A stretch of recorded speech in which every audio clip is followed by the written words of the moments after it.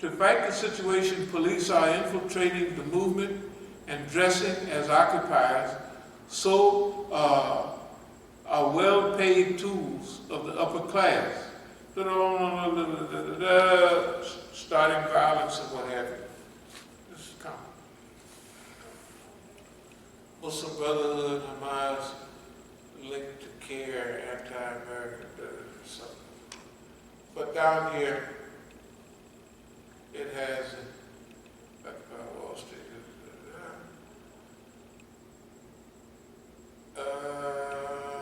New York trying to infiltrate Wall Street protests to trying to infiltrate Wall Street, doing anything possible to keep Occupy Wall Street from succeeding. This one up here may be the one I was looking at. Okay, Wall Street does a scare Friday prayer, Occupy Wall Street. We should cut out Anyway, the one in Dallas. Anybody ever hear about the one in Dallas? Dallas is the one where they open up the county jails. They let out pedophiles, perverts, and everybody. Yeah, because rapes went up during the raping of the participants, that went up during Occupy Wall Street. Of course it did. They let all the rapists out of jail. See, I wanted to say all these things so that you would get an idea that when I say, that's the police, that's the police, that's the police, you won't be shocked. You know, I told one friend, this is the Imam Yassin Abu Bakr from down in Trinidad. You ever heard of him? His son got killed. He was in Howard. They had a coup down there. Something like that. They still talk about it, like when you listen to POW, and when the Jamaican hour comes on, and they have news, he's still down there doing whatever he's doing. Well, see, they put him in prison. That's the other regime, the bad guys.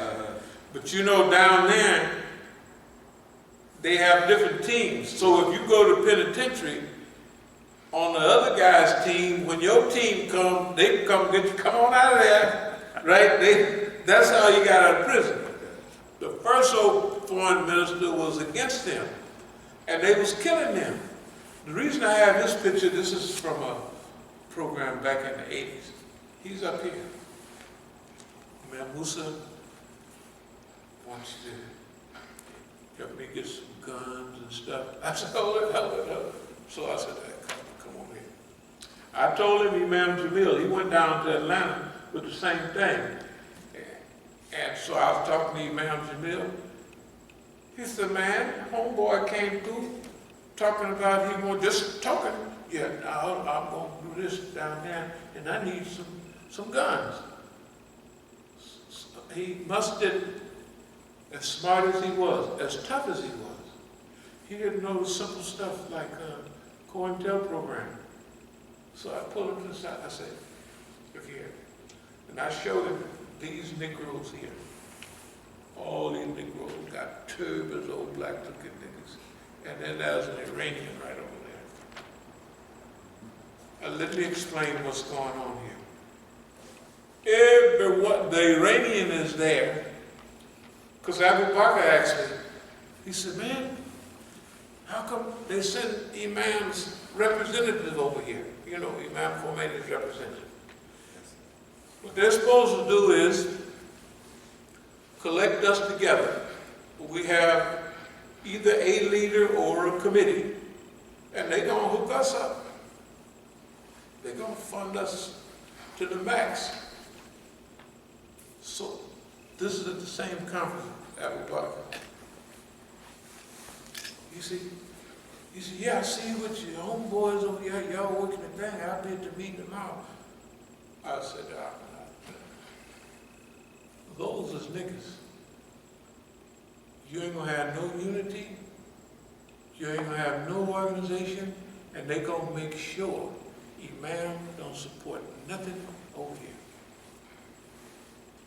think this might have been the one, 85. I got up and left, and then I went to sleep, and they come to my room early one morning at daybreak, the Iranians, because they really liked me. They say, Imam Musa, we want you to chair the meeting.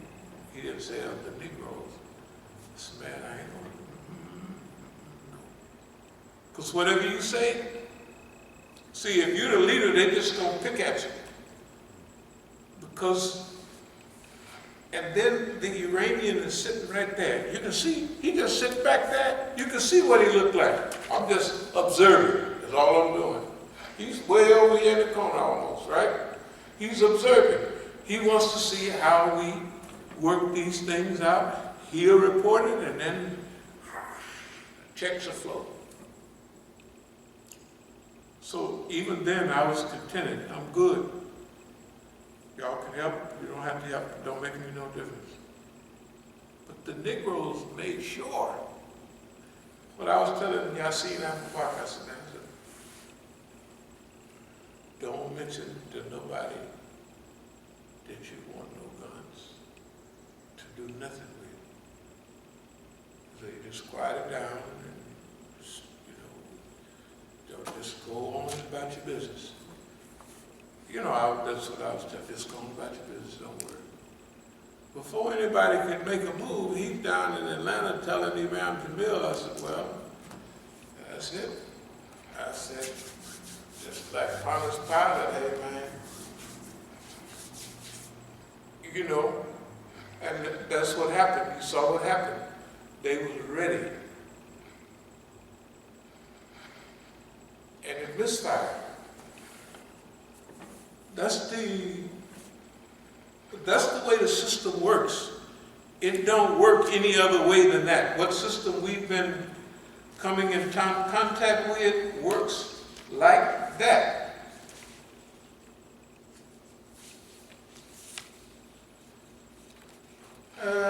CIA funnels drugs into the poor U.S. neighborhood. This is about Ricky Ross. Me and him was on the RT together a couple of times. But they kept him on, they took me off. Why? Because I knew what I was talking about. And since he had a bigger name, it's like Najee had to, well, he was on the radio over there. He was always running around, what was it, Black August and all that. I just said, Black August, all my homeboys, August, what's his name was killed in August, out in California. Said they had a pistol in his hair. Now he's in the hole. Now I've been in the hole in the adjustment center. So I know you can't put no pistol in no hair because they're going to rub their hands through your hair and make you lift up your body parts and bend over. They're going to do all that. It's normal, going in and out. So the other thing I was telling them, I said, anybody you talk about the shootout in LA, 69, Bunchy Carter and them, those are all my homeboys. We grew up together. The George Jackson, Fleet of Drunk, the Soledad brothers. I said, we grew up together. Fleet of Drunko was my workout partner. In fact, I was from Oakland. So the Oakland cruise was fine, but I technically hung out with LA brothers more than I did Oakland. And not more. They was the same, but I had a LA presence all the time for some reason. Maybe I always hung out with some people that was from a different place, like just to stay in the, mix. Whatever it was, my workout partner, so I would tell him, I wasn't going to tell him I want to be on your program because I know the people, everybody you talk about, I know them. He wouldn't put me on the program. Then he had a program on, you could turn the cool down just a pinch. So, there was one program on Colombian drug cartels and all that, and the government program. He was asking a woman, she was a standard woman from Colombia. What the hell does she know about the drug cartels, just because she's from Colombia? I say, I'll be down with all of that. I know exactly, how they go. Can you imagine? Everything you can talk about from the Islamic movement, right? That crew, from, let's see who we got here. The Dar al-Islam, right? Brother Umar down here. This is Jalil. He died in Delaware, somewhere, not too long. 2 years ago maybe, something like that. Suleiman al-Hadi. Suleiman al-Hadi, that's him right there. And here we are, bringing them. We brought the Sunnah to the West Coast. See, we had just left the chief, because the chief, he's a good man, but he was waving the flag, he was knocking people over with the flag, and the people in Lebanon, was that the 81 war in Lebanon, something like that, in Lebanon, 81. They blew up the Marine... The Marine barracks, yeah, the chief said we got to fight with America. Yeah, the chief said that. So I said, well, chief, I had already left, but I was gone then, and I was actually making fun of the chief. But I got over it, let's see. From all of that to recently, Mukhtar, Tattletale, Mexican police, my tummy's hanging out a little bit. That was before, when I would come out of jail, my tummy wasn't hanging out like that, because I fasted for 6 days. So forget about this. Plus I was 74. But imagine who I'm talking about from the very beginning of all that black stuff, the very beginning of it, up to, you can tell the Black Panther outfit, you know what I mean? That's even the Free Huey knew it, but Free Huey buttons.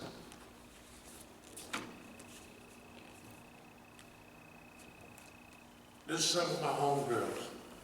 I never left the Negro girl, the girls we grew up with around the street, I never left them. When I got rich, I brought them right along. They used to feel like movie stars. They just, the regular, other niggas, they go get them high yellow, pointed nose looking women, right, and all that straight hair. I didn't. I plucked one right out of the truth. And they never, ever double-crossed the brother. Never. None of them did. Nothing. And I used to leave stuff at their houses. I wish I would have helped them out more. But I could leave like tons of stuff. Everybody was telling me, man, because I'd come down to the clubs, I had the car full of, Temptation, whoever was going to be in town. See, they worked during the week, but on the weekend, see, we went to the clubs for enjoyment on Wednesday and Thursday night when the singers sing and ain't nobody there. You be hanging out with them and all of that, or whatever else you do. Like if David Ruffin was there, you know what I mean, and his light-skinned friend. You remember what he looked like? I was telling somebody, I said, that movie, David Ruffin, I said, you see that boy there? He looks exactly like, the brother that used to look up for him. Okay. I mean, we come in, anyway, that's a long story. The point is that from the very beginning, everything, there's nobody alive in the United States. Nobody. Okay, even our good friends. Everybody heard about what was that? Was that Joanne Chesimard? What's her name? Yeah. They actually took the people, we was in Algeria together. That's the only picture we got of the pen. We looked up and that's it. They're good people. But I'm talking about from then, the East Oakland Enterprises,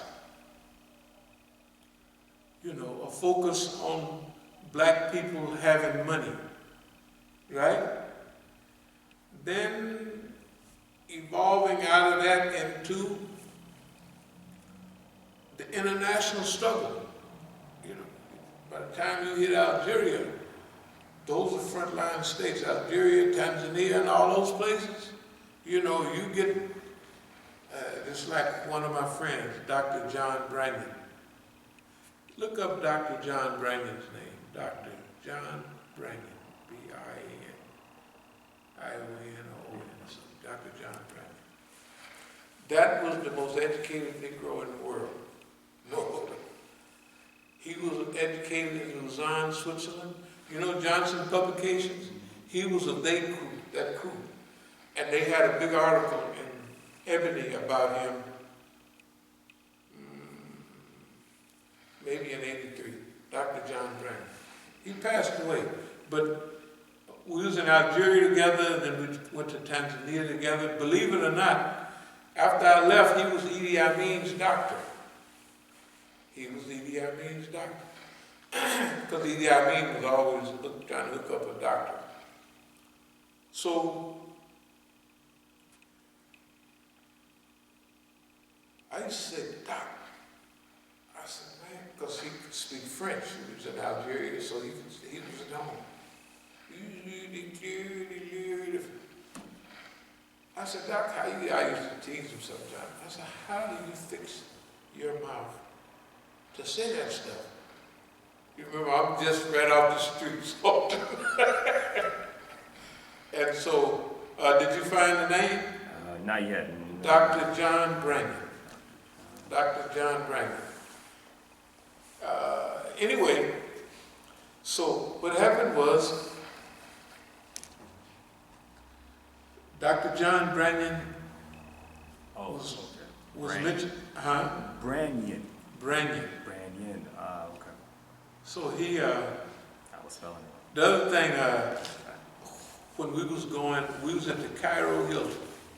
We was going to Tanzania. We had to make a stop, 3 stops. We was gonna stop, 3 stops. We stopped in Sudan, going south. We stopped in Entebbe, in Uganda, and we stopped in Nairobi, Kenya. Because that was East African Airways. The first part of the flight, I think we took it on a Russian airline of all airlines, Aeroflot. It's the only airplane I ever went on that had roaches on it. No, it was Aeroflot. It was comfortable, boy, but I said, I don't believe it, that that's a roach. This is a colored airline, and they got to stop this. But anyway, believe it or not, we was going to Tanzania. When we landed in Entebbe, in Uganda, we saw all them guys with long muskets, real muskets. I mean, from I don't know when, from the colonial days.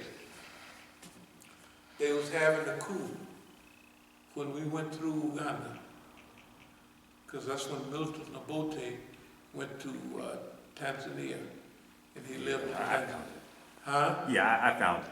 What does it say? Saying he was set up for killing his wife. Is that why he went in exile? Yeah, they said he. Okay. Yeah, they said he.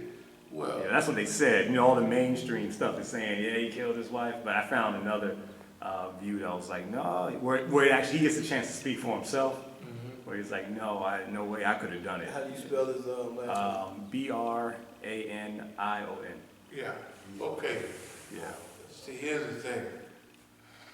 I mean, we would tell Doc, I said, Doc, I didn't do it. And then they explained the scenario. I said, Doc, that sounds like a damn mystery, you know, what was it, detective name? Yeah, that's exactly what they were saying on the search. They were saying the mystery of. Yeah, I said, Doc, that sounded, I said, black people, you want a cutie pie? Because he had a cutie pie lady came over to visit with him. His new wife, when he was in Africa. I said, Doc, niggas don't kill their wives.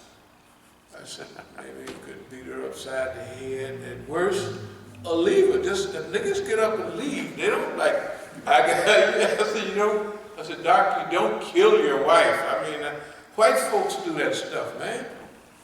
I didn't do it. I said, so he was telling me the scenario. I forgot. I said, Doc, that sounds like a damn. That's okay. You didn't kill her. I believe you. You know, but anyway, the point I'm making is this. All of this evolution, look at it. You can see that muscle. I was buffed up, boy. But this is a swimming pool in the neighborhood tent in 1966. How many niggas was anywhere near a swimming pool? You couldn't even swim in the white folks swimming pool in 66, right? So that means we had big. This is at one of my partner's house. You can see the Adobe there, LA. Okay, what I'm trying to say is from here to here to here, all of this stuff, from the very beginning up till now, a continuous move, right? Continuous. Okay? And all along the way, I'm dealing with the things that come up. I'm dealing with them, evidently.